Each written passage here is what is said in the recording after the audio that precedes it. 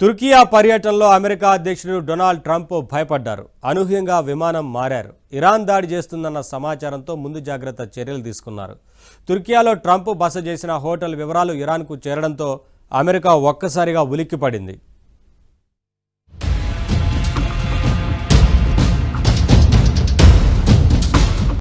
తుర్కియాలో ట్రంప్ను తీసుకెళ్తున్న విమానంపై ఇరాన్ క్షిపణి దాడి చేసే అవకాశం ఉందన్న విశ్వసనీయ నిఘా సమాచారం అందటంతోనే రహస్య ఆపరేషన్ చేపట్టింది అమెరికా.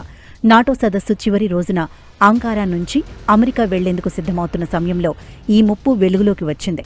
అమెరికా నిఘా సంస్థలకు పలు మార్గాల ద్వారా సమాచారం అందిందని, అందులో ఎయిర్ ఫోర్స్ 1పై ఉపరితలం నుంచి గగనతలానికి ప్రయోగించే క్షిపణితో దాడి చేసే ప్రమాదం వచ్చింది.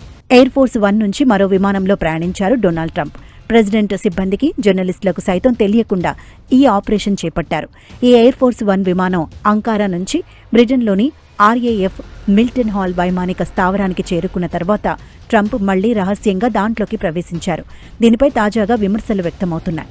ఇరాన్ దాడి చేస్తుందన్న హెచ్చరికలతో ట్రంప్ విమానం మారి తన ప్రాణాలు రక్షించుకున్నారు. కానీ ఎయిర్ ఫోర్స్ 1లో ప్రయాణించిన ఇతరుల పరిస్థితి ఏమిటి అంటూ అమెరికా జర్నలిస్టు సంఘాలు మండిపడుతున్నాయి.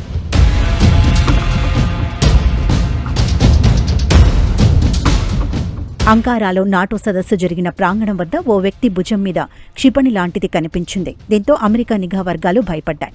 మీడియా సమక్షంలో అంకారాలో ఎయిర్ ఫోర్స్ 1లోకి ట్రంప్ వెళ్లారు. కొంతసేపటికే విమానం పక్కన నిలిపి ఉంచిన ఓ క్యాటరింగ్ ట్రక్కులోకి ట్రంప్ మారారు.